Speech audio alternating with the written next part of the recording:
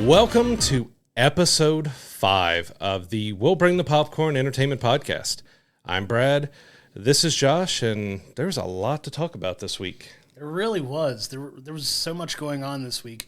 But one of the things we wanted to do to start this week's episode off with is to pay condolences and respects to the passing of legendary actor Carl Weathers. So Carl Weathers is known for iconic roles such as Apollo Creed in the Rocky films. He was in Predator. He was Chubbs in Happy Gilmore. He was Grief, Karga, and Mandalorian. He was in so many different things over the years, and it was really sad that, it's really sad to see that he passed away this week. Yeah, definitely a sad thing. Passed away in his sleep at 76. We were looking forward to more of him in The Mandalorian. He played his character in that really well. That brought in, new generation knowing who he was. He started as an athlete, which his first NFL game was against our Cincinnati Bengals, which was kind of a neat little thing to see when looking back on his life there. But yeah, as a kid of the 80s and 90s and, into my teens and everything else, seeing stuff like the Rocky films and Predator and Happy Gilmore and everything with him, he added just such great fun to each role that he went into.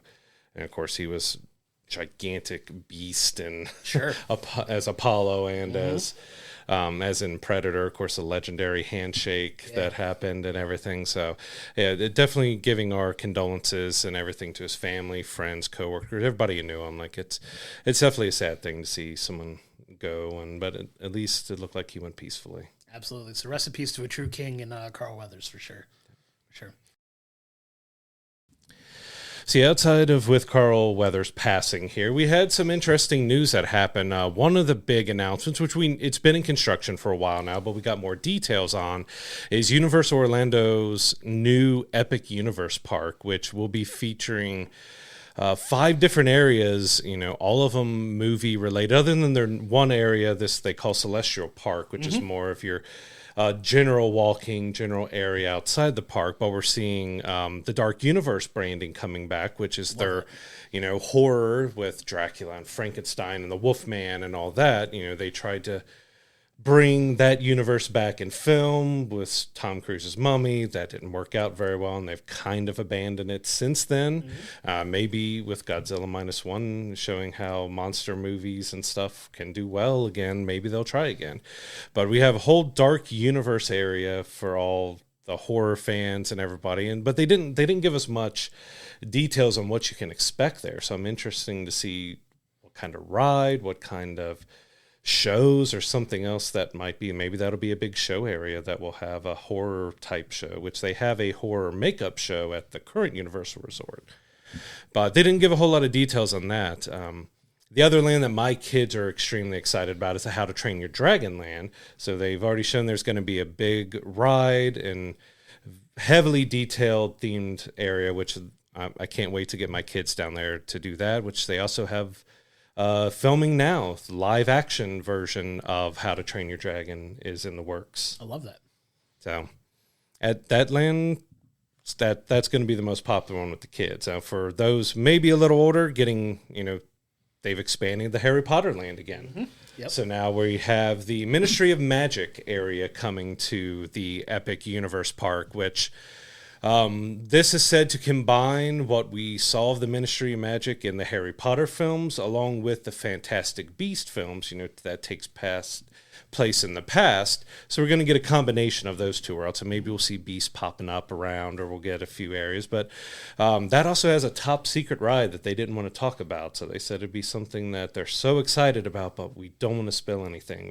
As Harry Potter fans, it is exciting to have another land to go into, and I'm curious to see how they combine Fantastic Beast time period with the more modern time period of the Harry Potter movies, which have still had that old school kind of feeling to it, but how they combine those two now same but different universes together for this new section. I'm really excited about it though, because the theme parks, the stuff that they're doing with theme parks now is amazing, right? So there's some really cool interactive, they're trying to make these more interactive experiences for people to kind of get the most bang for your buck, because obviously it's all going to be very expensive, and not to take any of that lightly, but the value they're giving you for your dollar is going to be amazing. They talk about how it's this central hub that branches out into each of these worlds, right? So it's like a portal into each into each land. Like, I know you mentioned the Harry Potter one. The one I'm also interested in, and they've already got it in the one in California, is the Super Nintendo world. Yep. That's coming there, and how much different, if any, it's going to be from the one in California. Because, you know, with California, there's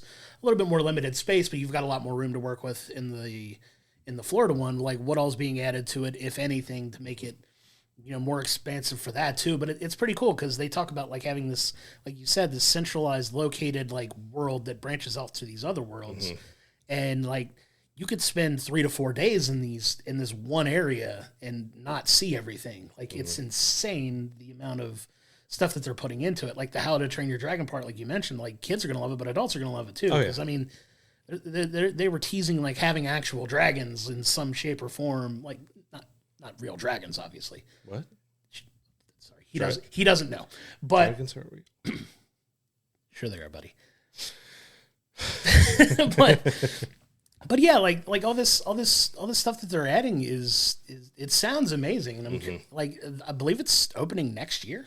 Yeah, it's said for 2025. They haven't given a solid date yet. It's still under construction. They're still working on stuff.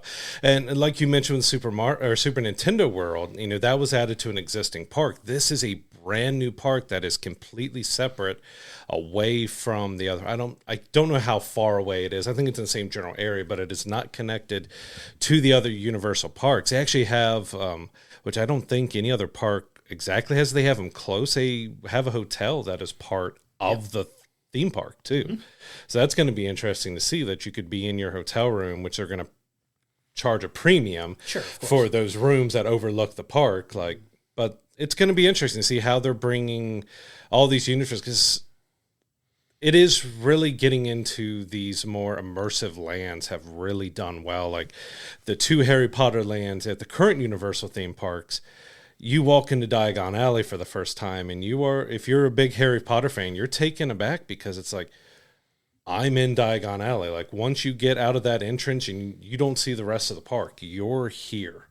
And you get on the train and you ride the Hogwarts Express to the other side, and it comes out in Hogsmeade. Like it is a very immersive way to have these properties. So that's why we're really interested to see how they do that with the monster universe and, you know, the dark universe, how they bring the How to Train Your Dragon with all that, and how the theming really is going to play big. And I love that aspect of Portal, so that once you walk through that portal, it's going to be very similar that I feel that they did with Diagon Alley, that you're in this world now. You're out of the park, and it's the same as Disney did with Galaxy's Edge. Once you walk through that entranceway and you're in that land, you're transported into a new world. And I love that aspect, that it's giving you such a whole new feel of being in these movie and TV universes that you've been a part of. Now you're inside of them and getting to experience them.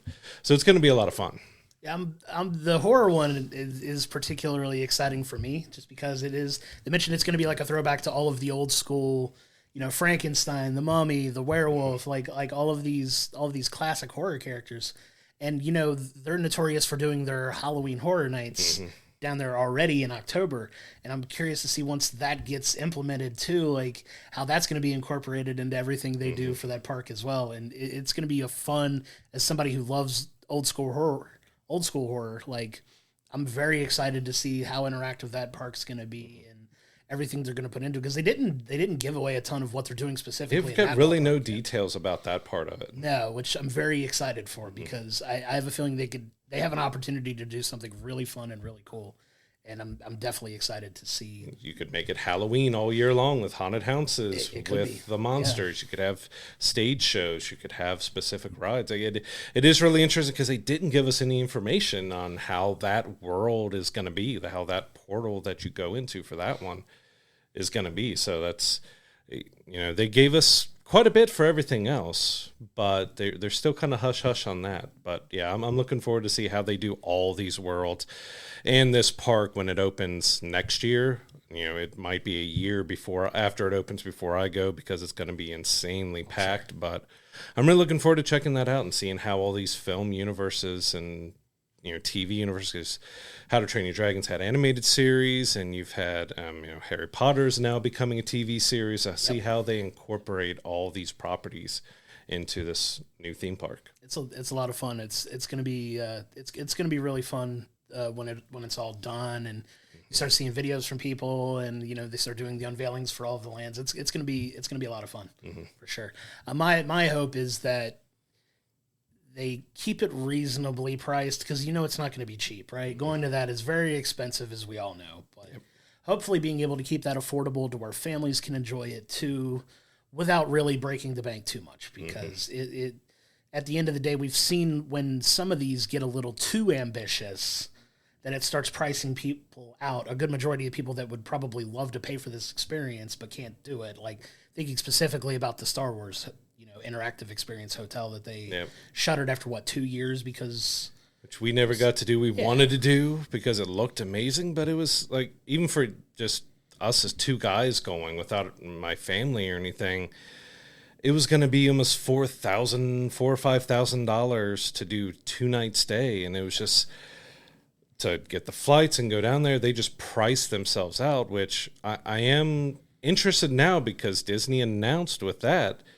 construction is beginning again on it. They've got permits and say they're doing something with it. My thoughts is that they're going to turn it into a full-fledged resort that all Star Wars themed and that you can stay in, but they're going to get rid of the interactive, the stories, the characters. I would at least hope if they keep the restaurant that they keep themed actors and stuff in there, so you at least have one space that people are really into. You're seeing Twi'leks and other characters within there, but they're doing something with it now. But they completely priced that thing out. Like, once the uber rich and those who racked up their credit card debt to go were done, they weren't getting people coming back. So hopefully Universal sees that and makes sure the hotel and the park is at least reasonable for people to go. Absolutely. So we'll have more on that as they give out more information for sure. But speaking of pricing out, to kind of get not too awkward of a transition, but this week Amazon rolled out a new $2.99 ad-free tier for their Prime Video services, which was kind of interesting because it's always been included if you're an Amazon Prime member. I don't remember how much it costs if you're not per month, but we've had Amazon Prime forever anyway. But now that they've rolled this out, kind of, I watch it fairly regularly, but I was unaware that they were even implementing something like this till I happened to load my app up, and it was like, hey, you've been enjoying ad-free stuff, but now it's going to cost you $3 a month to go ad-free now. Like, are you willing to pay an extra $3 a month for no ads? I mean, it's only $3, but I can't imagine how people feel about that. How do you feel about it? I mean, it's an extra $3 on top of the $140 now a year that you pay for Amazon Prime itself. So, it was not a welcome surprise to have to. Hey, you've had ad free for years. Now we're throwing ads on you if you want them gone. Like, shouldn't you have added a different tier and left us alone? But I don't know if I'm going to pay the $3. I might just deal with the commercials to watch what's on there, just because it's. I think they said it's 3 minutes worth per hour or something like that, which isn't terrible, but it's still having your content broken up like that. That it's when you get used to streaming and not having commercials in there, it is a bit jarring that, hey, why is this pausing and stopping and I'm getting an ad? Like, I don't want an ad in the middle of my show. It's been nice. So I don't really care for it, but these streaming platforms are costing them a lot of money, and now they're starting to pass that on to us. So love it. Gotta love it. But yeah, I'm not a huge fan of it. I don't know if I'll end up paying it. Yeah, I mean, it's definitely a conversation worth having because everything's getting more expensive, right? Like, that's a much bigger conversation for another podcast that we're not going to go into here. But it's just with the cost of everything going up, throwing an extra $3 on something. Like, if you break down the price of Amazon Prime over the course of a year, it's like $13 a month that you're already now adding, $3 a month more if you're going ad-free on Prime Video. And yeah, the benefits of Prime, like, feel how you will about it, but Prime's very convenient if you need something quickly, you know what I mean? That you may not have the means to go get elsewhere, but you just throw that on top of it. It's like, what kind of backlash are we going to see for Prime Video at this point? But to your point, they just added the NFL recently, and maybe that's some of the costs going into it, but and the partnership that they've signed with MLB as well to help diamond groups with that. So there's definitely extra stuff that's being added that they need to cover a little bit more, but it's also talking about one of the world's largest companies as well. Sure. When it comes to profit margin and profits and everything else, like, you know, then Amazon's not exactly hurting for money right now. No, not in the least. Not in the least. But we'll see how it... Yeah. Normally when these type of things happen, you will see a good amount of drops and things happen. Don't know how much it'll affect or hurt it, but probably see a decent amount of drops. You also had, to kind of tag along with this, we had Hulu and Disney this week put in some language about password sharing. So now we're on top of increasing prices with everything. We already had Netflix locked down. Now we got Hulu and Disney saying, don't share your passwords. And there was a quote from Netflix that gets shared on almost every post by these companies now from, I think, 2017 that says, right, sharing a password is love. Well, they were the first ones to stop the password sharing ability. But you know, the rising prices, not being able to, because it can be convenient for, you know, me and my brother or family or someone else to split the cost of something just because there's so many services now. All of them are raising in prices. The economy is what it is right now.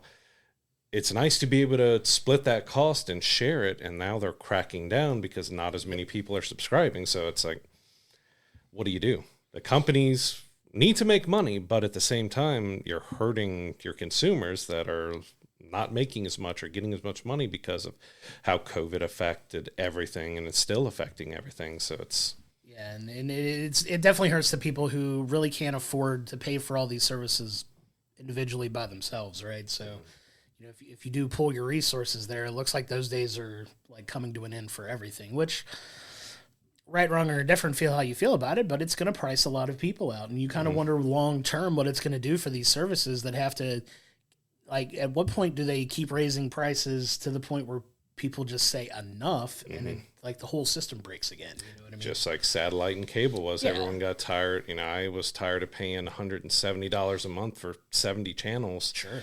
On satellite, and switched to streaming, and now streaming is starting to get as expensive. So it's like, hey, here's our saviors, streaming platforms and streaming TV. Well, they're slowly finding out that, or building back up to where everyone was breaking free before. Yeah, and it can go into a deeper conversation about like pirating and other things like that becoming more prominent. You know what I mean? Because people are like finding ways around these things, but you know, we don't condone that, by the way. Nope. No. But yeah, but people feel like they don't have a choice, right? Because it's like, you know, hey, I'd love to absorb your content. It's not that people aren't like starved for content or like not wanting to watch these things, but at some point, it's like you have to pick and choose. Yeah, and you have a lot of stuff too where kids are going off to college, but you know they may not be working, you're not making a whole lot of money right out of high school, and they're sharing a plan with their parents, but you know their parents are back home. They may be across the country at a university or something, and they're, well, you can't share a password now because you're not on the home network, and that hurts them because you know they can't afford to really do it on their own. They're still sharing, so there's some scenarios that it's going to really hurt a lot of people for sure. And you know, Amazon's just another example of doing this, right? So I mean, we'll see how it works out. Yep. Now the next story kind of caught me off guard because the name that was attached to it, I had no idea she had anything to do with it. So it was announced that another reboot of Buffy the Vampire Slayer is in the works. So they tried, I think back in 2008, to do a film that fell through. They tried again a few years back to do another reboot of it. All of those fell through, but now they're trying again. They're getting things ready to bring Buffy back, which I enjoyed the movie, which had the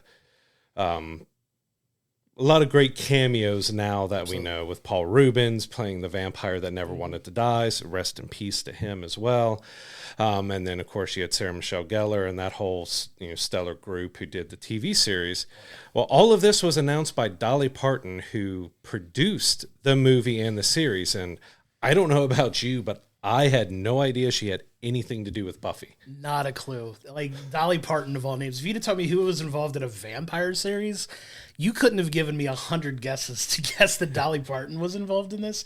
And she had a big hand in it, which is crazy. And the fact that she's the one that introduces this is both hilarious and awesome at the same time. And don't get us wrong, Dolly Parton is an amazing woman. What she does with giving away free books to kids, everything she's done, she's an amazing woman. It just caught us off guard because you don't expect to have her name attached to Buffy the Vampire Slayer. Right. She's an absolute legend. But I love the TV show. I know the TV show spun off and gave us Angel, I believe. Is that what spun off from the TV show? We had Angel got spawned from that. We got some amazing content out of that. But now that they're doing a reboot, there's obviously not a lot of information out about it yet. But I'm curious to see what kind of new take they could give to it. I'm both cautious.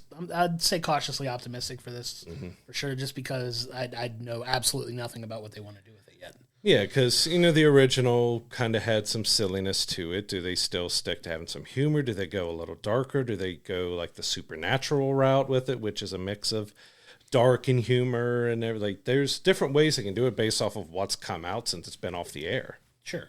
And it's one of those things. Like, it's a very popular franchise. I know, like, a lot of people absolutely love the TV show. Like, it's such an iconic TV show. The movie was great too, but I don't know. We'll see.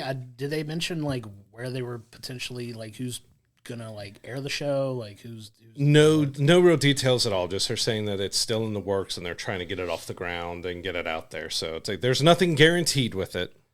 So send all your angry letters to Dolly. Don't do that. No, we love Dolly here. But yeah, there was no real details other than just Dolly Parton saying that Buffy's coming back. Like, it was just one of those headlines that just caught you off guard because why is Dolly talking about Buffy? Well, apparently she produced both of them.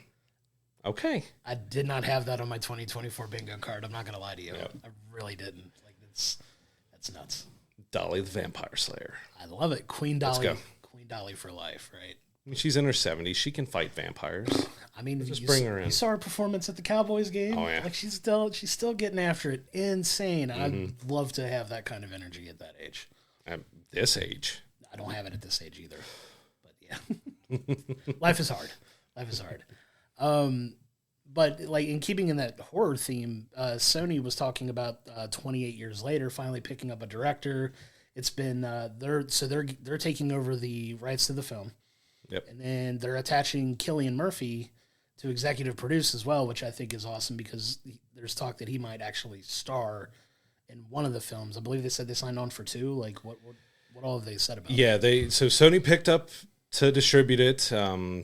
They're doing at least 2 films. Danny Boyle's going to direct the first one. They don't have a director set for the second one, but they're already looking like they're moving forward. But yeah, Cillian Murphy may possibly star either one or both because, it's been a while since I've watched a movie, so I don't even kind of remember where his character left off. Sure. If it's going to be a new character for him since he has it's been 20-something, almost not, I don't think it's been 28 years later, but it's like 24, 25, I think, since the last one came out. Or it might have been early 2000s, so maybe about 21 years. Yeah. But is he playing the same character? Because, like I said, it's been so long since I've watched him. It's been almost 20 years since I've watched it. Right. Is it going to be a new character that he does, or does he even star at all? But it's nice to see him back on board on something that really hit early on in his career that got him out there with this. So I'm curious to see what they do with it. Like, I'm excited that it's been picked up, that it's moving forward, that there's progress, and I'm excited to see what they do. Me too. And his career is on fire right now. Pun somewhat intended with Oppenheimer, but yeah, I mean, he's doing a lot of big things, and the fact that he's kind of going back to his roots a little bit, I think, is really cool in the sense that, like you said, this is like an earlier in his career type of film franchise that he's coming back to. But I mean, that guy's been in so many iconic things, and he's just killing the game right now from an incredible actor. Like, he's probably going to clean up a little bit here in award season, coming up, but. The fact that he's attaching himself to this as well is really cool, and I'm excited because I love, 28 Days Later is one of my like low-key favorite horror films ever, and the fact that he's coming back to do it is really cool. It's one of the ones that really got the whole zombie craze going again. Of course, we had Dawn of the Dead, and we had all of the zombie films in the 70s and 80s. But there was, of course, that little bit of a lull. And then this was around that time and with that era that we really started getting the zombie craze kicked back off again, which we had got oversaturated a bit and it's calmed down now. And so now we're kind of heading back into it. So it's curious to see how they take what they did before and bring a more modern take on it, because 20 years has passed. There's a lot of change in the film industry to see how they approach doing it now. Do they try to keep it more low budget and match the originals to try to keep that same feel, or does it get a gigantic budget and go too over the top? Like it's definitely going to be interesting to see how they approach and go about it. But they got Killian, they got Danny Boyle back, they've got the right people behind it. I'm hopeful and optimistic that it's going to be good. Absolutely, and it's definitely one that we'll see and review, I'm sure, at some point on the podcast for sure when it comes out. Yep. Yeah, speaking about something terrifying now, Dogman is a graphic novel for kids that my girls absolutely love, and it was just announced next year it's getting animated film adaptation. So for all the parents out there, we got another movie to watch next year.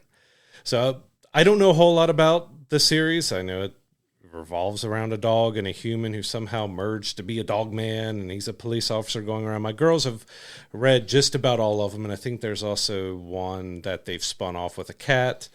I don't know.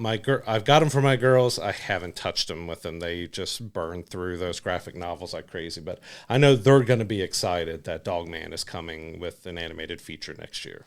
So when you say that, because I'm not going to pretend like I know anything about Dogman, but when you describe it, it reminds me of like the old Nickelodeon show Cat Dog. Is it one of those types of things where it's like fused together and he's like half man, half dog? Or at least looking at the covers of the graphic novels, and I flipped through it, I mean, he's a dog standing up like a human wearing a police officer outfit. That's actually pretty cool. It's actually pretty cool. But it's one of those. It could be one of those things. Like I love that the younger generation is getting like something like this that seems to be growing in popularity, that we'll get like film representation, and because we've had so many things from our youth, and so every generation has like these types of things that gets made into the films and people fall in love with it, and like I love that something like that is getting made for them. That's kind of like an original property. That's not something attached to. I don't think they're attached to any bigger studios or bigger worlds. You know what I mean? It could feel potentially like, I don't want to go shoot as high and say like Harry Potter-esque, as big as Harry Potter was, but it does. I've definitely heard of it, and the fact that I've heard of it and I don't have kids of my own is telling just how popular those graphic novels are. So it's kind of cool. I'll be excited to check it out. Yeah. Even, you know what I mean? Although being a kid of the 80s and 90s, whenever I say Dogman, Duffman pops in my head from The Simpsons, so I want to go, Dogman, oh yeah. No, it's not The Simpsons. It's Dogman. Anything that's in remotely close to Duffman, I get Duffman in my head, I can't get him out. I mean, Phil Hartman was the best, man. It was, yeah. He was the best. He was the best. He really was. To kind of wrap up here, we want to give a big shout out to Godzilla -1. It just ended its run. If you didn't check out our review of Minus Color, the black and white version, you can check that out in episode 4. But it ended its run as the third highest grossing foreign film of all time in the United States, which is amazing. Originally, when they put Godzilla -1 out here in the States, they were expecting it to run for 1 week. Yeah. And instead, it's crossed $100 million and ran for, 3 to 4 months. It got a standard release, even the re-release with the Minus Color version, which we raved about. But if you want to hear more, go back to episode 4. But it's just amazing to see that movie, which we adored, do so well when they had such low expectations of bringing it to America. Now it's a third highest grossing of all time. Yeah, I mean, foreign language films on their own don't typically fare like super well in the U.S. for a variety of different reasons that we won't go into here, but it speaks to how good the film was. And I know we talked about it here ad nauseum about how good of we felt the film was, but it picked up that much word of mouth that it got to stick around longer and have a proper run in the theaters and did as well as it did. It's unbelievable because that movie made incredible profit just based off the amount of money they poured into the film initially, and the fact that they made their budget back.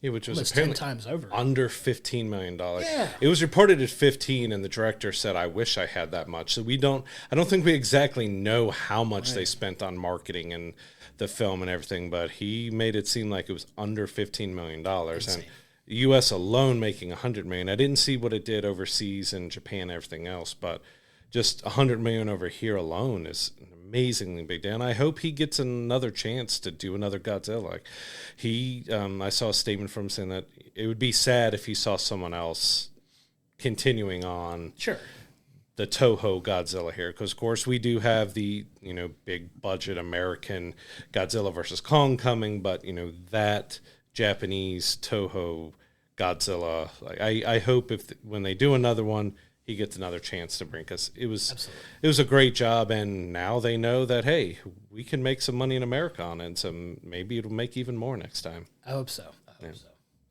So now we want to jump into our TV review for the week, which is episode 3 of the Apple TV series Masters of the Air. So we kind of introduced it last week with the first 2 episodes that dropped. Episode 3 dropped this past week. I really, really enjoyed the direction episode 3 goes, because it definitely picks up the action, and it's a very action-themed, almost completely air-centric episode. Like almost the entire episode takes place in the air. How did you feel about it? I thought the action was incredible. Like, we had Top Gun Maverick that gave us some amazing visuals when it came to flying and fights and stuff, but this, a lot of that was practical. There was some CG and stuff to it. This is highly CG. I don't know how much they actually filmed with, trying to do older planes. It's not going to really be able to do as much as they did, but it looked incredible. Like, just the way you felt dread and fear for every single plane up. Like, you had no idea who would be safe, who could be safe, what was happening. Just the visuals of the fight scene, that was majority of the episode. But the look of that, it's an actual event from the war that they're recreating here. So just having that knowledge and looking at what happened here, like visually and emotionally, it was really good in that way. Like, I was glued to the screen, like, who's going down, what's happening, who is this happening to, but just visually it was stunning to watch that air combat. Yeah, they definitely played up how serious the stakes were for the mission, right? It was such a serious mission that they have to throw, a ton of different, flight crews and everything to go on this one particular run, which was just insane in scope, right? So you have to deal with, we're going to dive a little bit into like some of the details of the episode here, but like, some of the characters that are like in positions of power joining up with flight crews to help make sure this mission's successful. You have, Austin Butler leading his crew, and it felt like the stakes were very high from the jump, and it really played out really well in the episode, I think, because to your point, like, you're kind of on the edge of your seat, because in the first 2 episodes, they do such a good enough job of getting you to care about these characters now that they've established, hey, you're supposed to care about these people, but now the stakes are real, right? So you're up in the air, and you're still doing these daytime bombing runs that, is kind of a talking point for them to begin with, but they're still going on these daytime bomb runs and just getting absolutely ambushed, and how they maneuver that and how they make it there, and, issues with one of the planes, potentially not making it to the checkpoint that they need to reach to, and some of the drama around that, and how they deal with, the dynamic of, people in the crew wanting to bail out versus other people kind of forcing them to stick with the mission. Like, they touch on a lot of really good stuff from like a war perspective too. Right? It really shows you how tough it would be to be a leader, a major, somebody who's making those calls. Like, you're up there flying a plane with somebody, and they're scared and they want to just go, but you're trying, and they're over enemy territory. Right. So you're leading these 10, I think each plane shown with this episode had about 10 people on it. So you got 10 lives in your hands, and you're trying to decide what the best aspect is when they're scared and they want to go and they want to bail out, but you are like, no, we need to do this, do that. Keeping that calm and cool, like for the real life people who had to do that. Like it's hard for me, especially with these World War II, not to try to look at the realness of what actually happened. Absolutely. And to see like, yeah, you had to make this call, and sometimes it doesn't work out, which we saw in this episode, and we see it do work out. And just being the one who makes that call and seeing when it fails was heartbreaking. And when you see that it succeeds, you could see that look among the crew, like, okay, we trust you. Sure. That you're the right guy to be commanding us. So, and that was a great, outside of, the whole episode, majority of the episode being the action sequence of in the air, you did get that dynamic between of still building those relationships and those characters through their actions and their emotions and what was happening to them. So I did enjoy that aspect, that you got that little deepening of their connection together based on, what happened. Yeah, and they do a good job also of making you care about like some of the side stories that are going on too, because obviously there's the main story there, but one of the characters that does bail out lands in, I want to say more neutral territory maybe, and is trying to navigate getting to a safer spot, right, or getting help with that, and there's some potential, I don't know, low key romantic maybe not kind of implications there, and just interesting to see where they go with that, because judging by the preview of the next episode, there's, they're definitely expanding upon that. And they're doing a good job of consistently rolling over from episode to episode, making it feel coherent and, a collective story that doesn't really seem to like veer off the beaten path too much, which I really appreciate. Because they're not going completely out in left field, but they're kind of sticking to the core story with a little bit of, nuanced side storytelling going on as well, which I really appreciate. Yeah, they definitely opened up a few new interesting threads that are going on that can get us deeper into other aspects of the wartime to see kind of how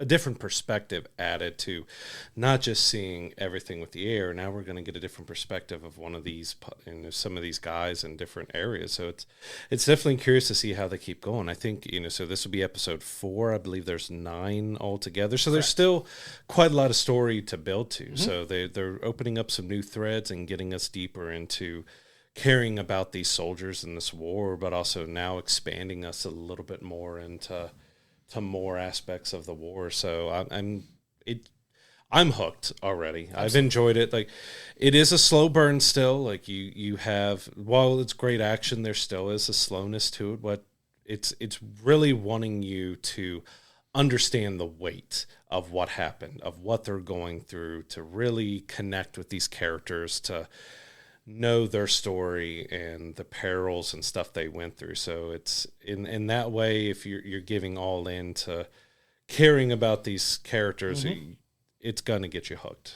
One of my favorite from one of the main side stories is the guy lands in the neutral territory, and one of the people there come up to him and say, you've got 2 choices, right? So you can either surrender now to the German authorities, I guess, and per the Geneva Conventions, you'll live. You're guaranteed to live, but you'll be a prisoner of war, even though they can't legally. There's some implications there. Like, do you feel safe enough knowing that if you do surrender, you'll probably live, but if you choose to run and try to run to safety, like, you run the risk of being killed. You'll be treated as a spy, and you'll be shot on sight. And what's your decision? Like, what decision do you make? And they kind of leave it like, what's he gonna pick? But like, it was such a cool, like, to your point, they make the stakes very real. Like, these are your 2 options here, buddy. Like, what are you gonna do?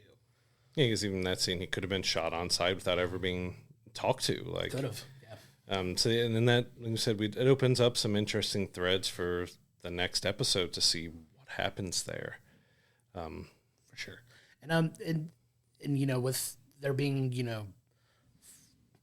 6 more episodes to go now at this point. So we just finished 3, so there's 6 more episodes. There's a lot of story to be told, and hopefully you guys join us for this journey too, because like, we're going to be watching it every week, and I'm really excited to see where they ultimately wind up and who all makes it, who all doesn't, and what the end result of this story is going to be. Because those typically don't always notoriously have happy endings. So we'll see how it ends. We're talking about World War II, about that era. Like, it's a lot of, I don't want to say insane, just it's heavy. It's something that reshaped our planet. So, like, having these stories from that time, like with Band of Brothers, the Pacific, now to these, and other, Saving Private Ryan and others that have told us through that, like, there still isn't, to me, that oversaturation to the point like you just don't care about it because it's based off of real events. So you've got to have that heart to you that these are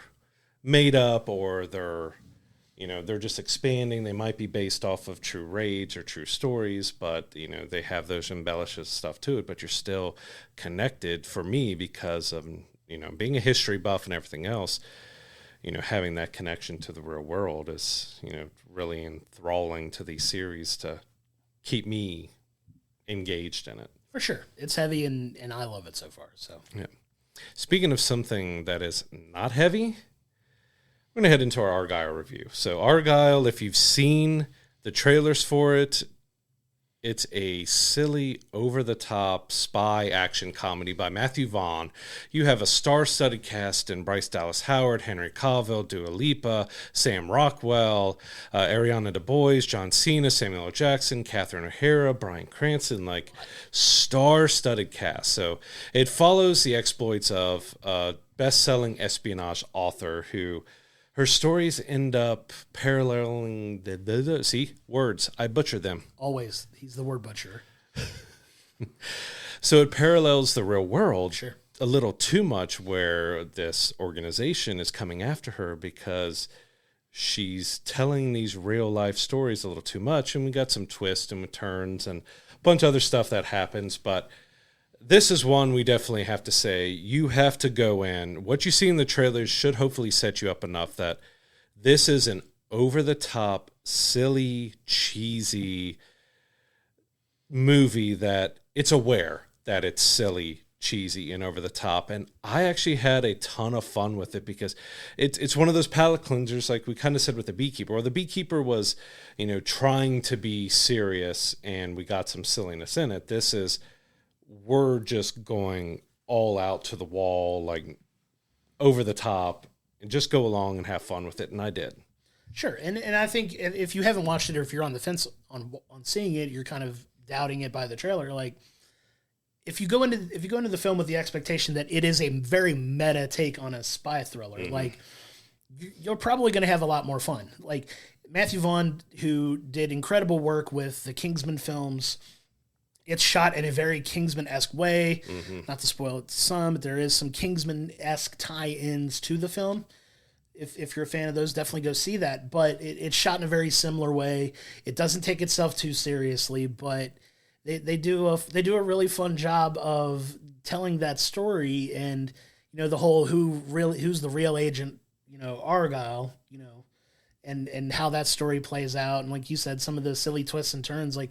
It was a lot of fun. We had fun watching it. It is absurd. It is silly. Absolutely absurd. There are some cringy type moments in the film, but it knows that going in, right? So yeah, all of it seems purposely done. Like it knows it's cringy, it's over the top. It's like all the actors are in on it, the characters are in on it. Like everybody is aware. Like, hey, we are over the top, and it just made for so much fun. It's one of those where I feel like if you're having a bad day or a bad week or something else, and you just need something that's just going to lighten your mood a bit and just make you laugh or something else. So this is a perfect type of movie for that. That just it's going to entertain you in the most absurd, silly way. Sure, and talking before we started recording this, I made the allusion of this is one of those films that you could put on in the background while you're like cleaning the house, and you don't have to pay a ton of attention to.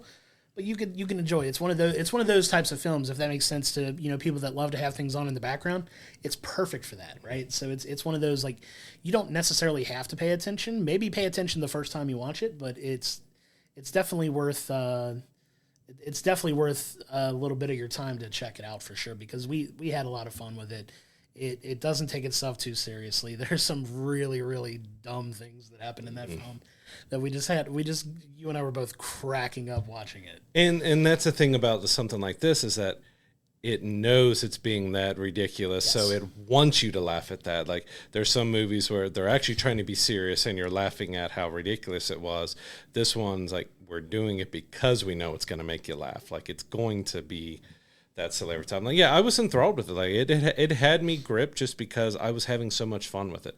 I'm also, an aspiring author, so having that side of it, of dealing with an author's mind and how we process ideas and other stuff with having that creative mind, it really touched base with me because, I can see all these aspects that they're playing up from, Bryce Dallas Howard's characters, Ellie, how her character is doing things, and I totally got that. So I think that aspect with me was really bringing me into the film more, which I was wanting to pay attention to everything all the time because, like, it's fun, it's silly, it just left the theater having a good time. And what else could you really ask for from film, which is entertainment, to walk out having really enjoyed yourself? Yeah, it was definitely entertaining, and I think it really hit the mark on that. If you're on the fence and seeing it because, the Kingsman films are notoriously bloody, violent, a little over the top, like with the blood and the violence. Like it's an action film that has a lot of those same, like,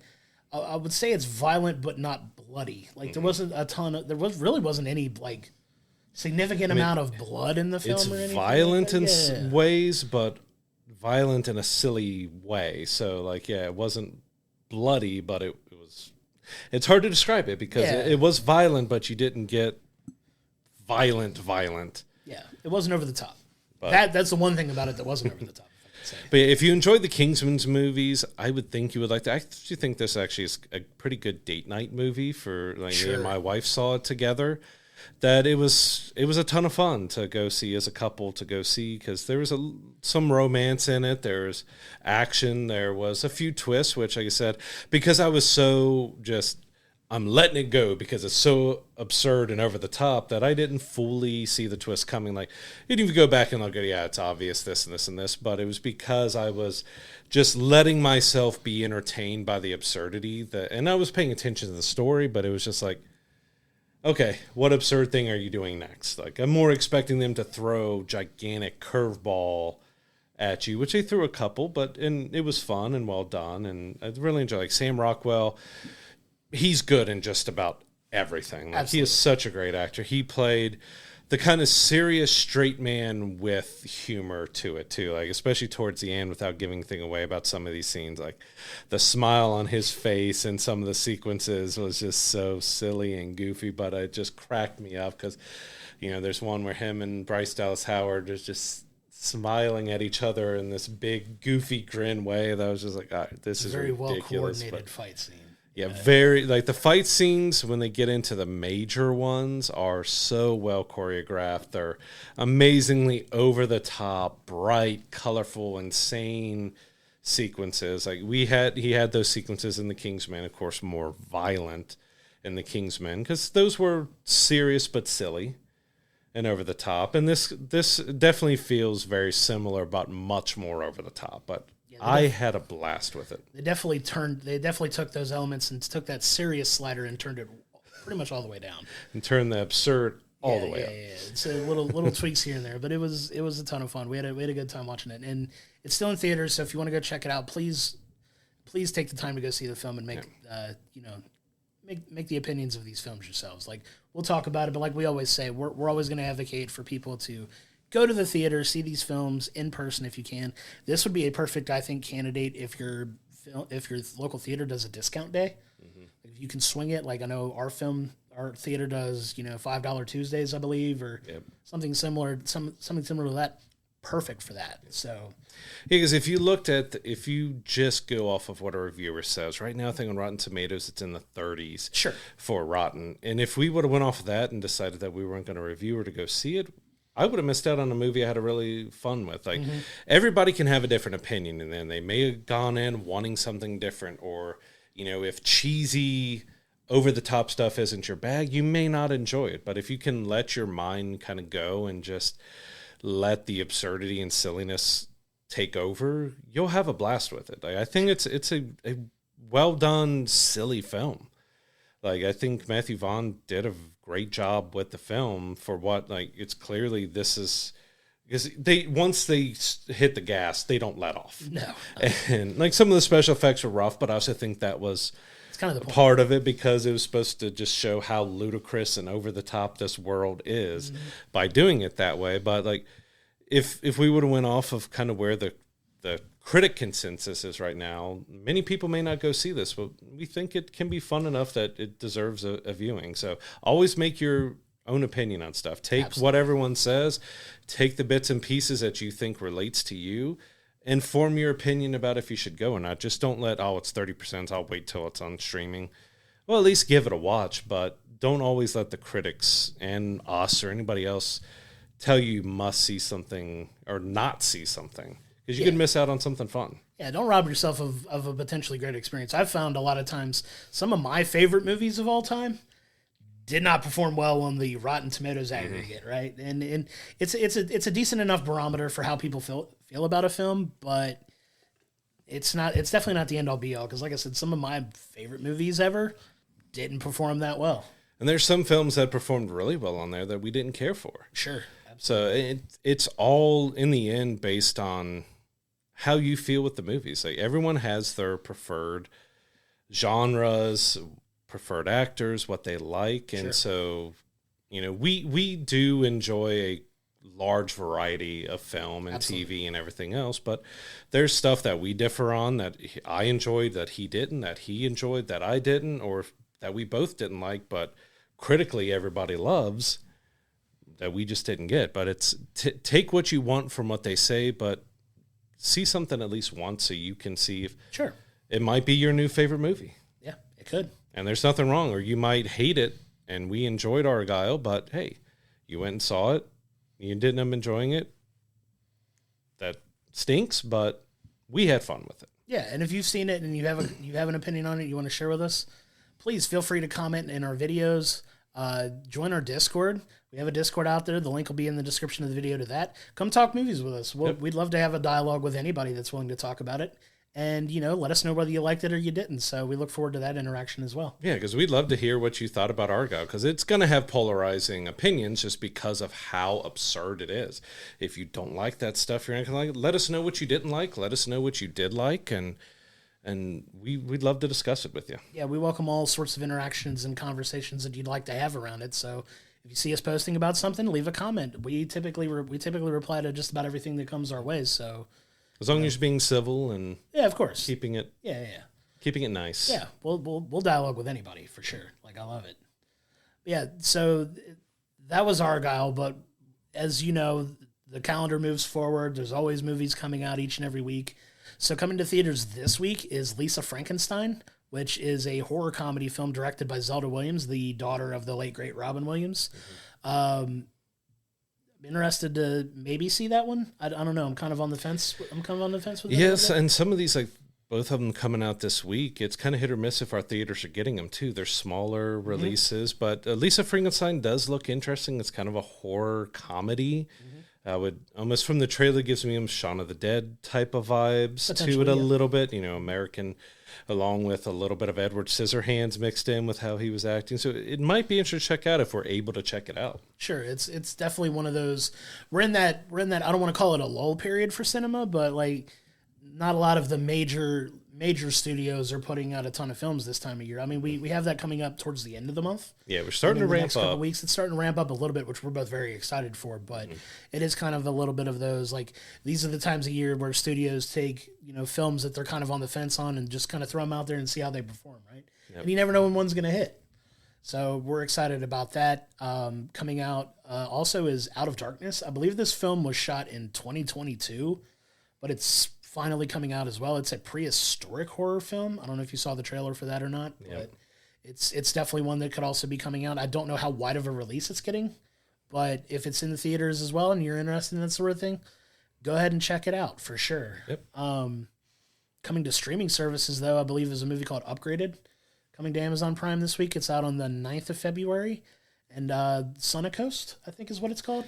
Yeah, Suncoast or Something like that. Suncoast? Yeah. Coming out on Hulu this week as well. So there's definitely some new films to check out on digital as well, since it is kind of a lighter week for film. Yep. Yeah, digital release-wise, it's a little lighter, but one that we haven't been able to check out yet that I'm really excited to check out on streaming now is American Fiction. Will be available on demand for sale on February 6th. Close enough. So, close enough. It's out this week. You can get it on the 8th. You don't have to get it on the 6th. But that's, many awards coming from it. Yes. A lot of buzz and talk about it. We just didn't have the chance to get out to theaters and see it. So I'm really looking forward to checking that out at home now. And if you are on the edge of seeing the Marvels and didn't want to buy it on digital, it will be streaming on Disney Plus on February 7th, so you can check it out and see what your opinion, because that's another movie that's very polarizing to people if they like it or not. We had fun with it.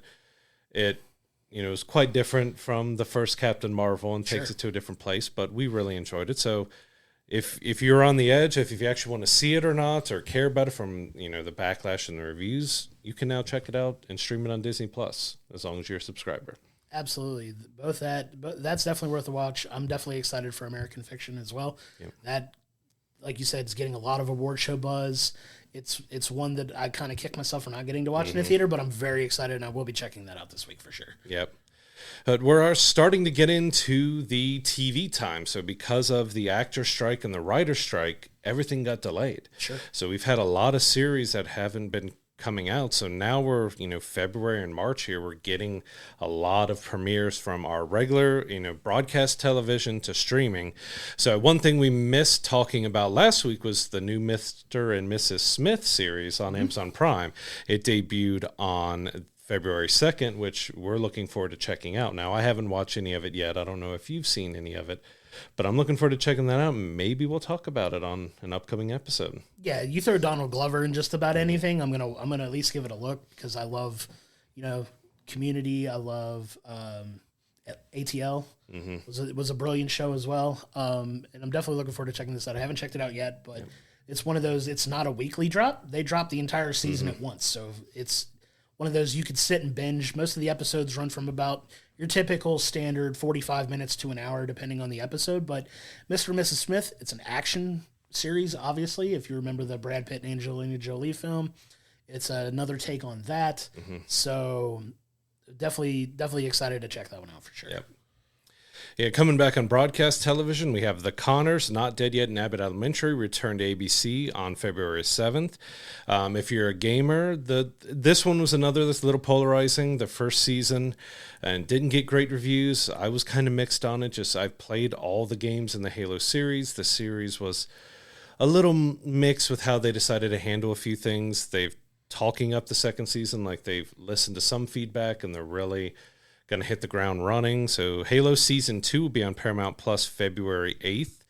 I'm definitely going to check it out, but I don't. If it doesn't grab me right away, it might be something that I can't get into, because the first season had its flaws, but they tried well with it. But there's a lot of changes from the games that they made that just didn't stick well with a lot of fans. Yeah, and it's one of those at least worth checking out and seeing if it's anything that might capture your imagination as well, right? So yeah, definitely give it a chance to check out. I'm excited that a ton of TV stuff is coming back, because it's been really lacking on regular television for a while, and it's exciting to see all these shows coming back. I know CBS is dropping their big return to television right after the Super Bowl, which will be this weekend by the time you're listening to this episode. So once the Super Bowl is done, network TV is just going to start really taking off, and all these shows are coming back. And that'll lead me to talk about what we're going to do with our podcast next week. Since it is such a big return for television, we're going to give you our 2024 television preview of stuff that we're looking forward to coming in 2024. I know we'll have another episode of Masters of the Air that we're going to talk about as well. We might touch on Mr. and Mrs. Smith, like we mentioned before. I'm going to try to watch as much of the season, if not the entire season, as I can in the next week, so we can talk about it. And then talk about some other shows that we're really looking forward to coming down the pipeline starting in February and beyond. There's a lot of really, really big returns to TV, some new series, And we'll talk about all of that next week for sure. Yep. Yeah. Big TV episode next week. A lot to talk about with the spring and summer schedule coming up, especially after the delay. So there's a lot of new series that I'm really looking forward to that I want to dive into. Absolutely. And we'll have that for you next week. But that does bring us to the end of episode 5. And we want to thank you so much for all of the kind words, the support, the interactions you've given us. The response has been incredible. We're so thankful for everything you guys have said, positive and otherwise, about the show, and we take all of your feedback to heart to try to make this podcast better each and every week. So please join us next week. Follow us on all of our socials. If you're on YouTube watching us, like and subscribe, leave a comment. If you're listening to us in any of the audio rooms, please give us a review. We would love it if you would give us a 5-star review. Anything you could do to help boost the profile of the show, we would absolutely love and appreciate for sure. Yep. And any other socials or anything else you want to know about us, head over to willbringthepopcorn.com. You can find everywhere we're at, including our Discord, our Patreon, anything else that you want to know about us, you can find over there. Absolutely. So with that being said, we will see you next week for episode 6 of We'll Bring the Popcorn. That's Brad. I am Josh. Thank you so much, and we'll see you next week.